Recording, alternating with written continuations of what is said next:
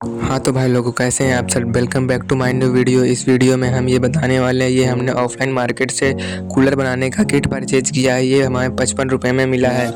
इसमें केवल आपको कूलर बनाने का सारा किट सामान मिल जाएगा। आप इससे मिनी एसी कूलर बना सकते हैं।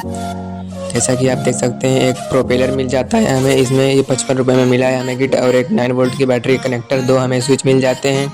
और हमें एक मोटर मिल जाता है जो हम प्रोपेलर में लगाकर फ़ैन बना सकते हैं। और हमें एक मोटर पंप मिल जाता है। कुछ ऐसा सा ये किट है। एक पाइप मिल जाता है जिससे हम मिनी कूलर बना सकते हैं। ये एक तरह का कूलर बनाने का किट है। आप इसको ख़रीद सकते हैं ऑनलाइन। ये काफ़ी 200 से 250 के बीच में मिल रहा है। और ऑफ़लाइन काफ़ी सस्ता है। ये ऑफ़लाइन ख़रीदोगे तो आप फ़ायदे में रहेंगे। ऑनलाइन में टाइम भी लगता है और पैसे भी ज़्यादा लगते हैं। ऑफ़लाइन ये 55 रुपये में अवेलेबल है। ये आपकी मार्केट में, लोकल मार्केट में सस्ता या कम ज़्यादा भी मिल सकता है। इसी को ख़रीदें। जो है कूलर बनाने का किट है, मिनी कूलर बना सकते हैं इससे आप सब। Thanks for watching this video.